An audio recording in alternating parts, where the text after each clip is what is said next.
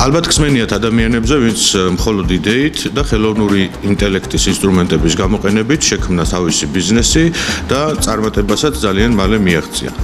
Ამ ვიდეოში მოგიყვებით იმ რამდენიმე ინსტრუმენტის შესახებ, რომლის მეშვეობითაც შესაძლებელია, რომ შექმნათ წარმატებული ბიზნესი და დაიწყოთ საქმიანობა ძალიან მალე. იმ იდეისთვის თუ რა კონკრეტული საქმიანობა შეიძლება განახორციელოთ, შეგიძლია გამოიყენოთ ChatGPT, რომელსაც შეეკითხებით მაგალითისთვის თუ თქვენ გიყვართ მცენარეები, რა კონკრეტული ბიზნესის შექმნაზე შეიძლება რომ მოგეხმაროთ. ChatGPT მოგაწოდებთ იდეებს და მოგეხმარებათ იმაში, რომ მისი სტრუქტურირება, ფინანსური გათვლები გააკეთოთ.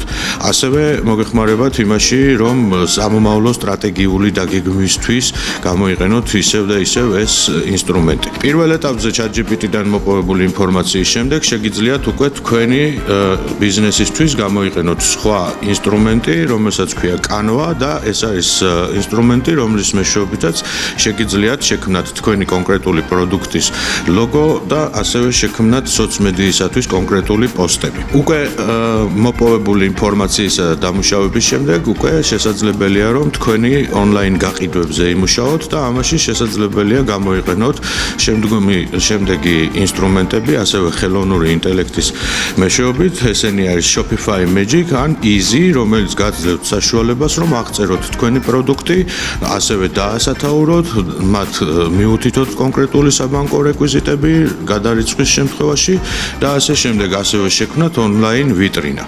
ყველაფერი ამის შემდეგ ისევ ხელოვნური ინტელექტის ინსტრუმენტების გამოყენებით შესაძლებელია რომ შექმნათ თქვენი კომპანიის საიტი და ამ საიტის შექმნათ ძალიან მარტივად შესაძლებელია ერთ-ერთი ონლაინ პლატფორმის Replit.com-ის საშუალებით, რომელზეც ძალიან ადვილად და ძალიან მოკლე დროში მოახერხებთ თქვენი კომპანიის საიტის შექმნას.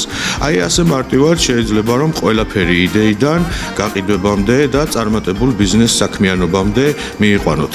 გახსოვდეთ, რომ ის ადამიანები, ვინც იწყებენ, ყოველთვის ქმნიან პირველ და წარმატებულ პროდუქტს. ამიტომ დროა დაიწყოთ თქვენი ბიზნეს საქმიანობა ხელოვნური ინტელექტის ინსტრუმენტების გამოყენებით.